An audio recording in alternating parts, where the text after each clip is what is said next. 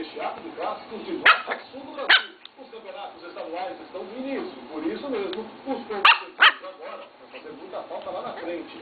O esporte já começou e tem muito mais. Em São Paulo, no Pacaembu, a quinta rodada mostra Corinthians e Palmeiras. A ponta da tabela de classificação. Daiane dos Santos está feliz da vida. Foi branca 5 vezes e a principal ginasta do país volta a sonhar com a Olimpíada de Londres em 2012.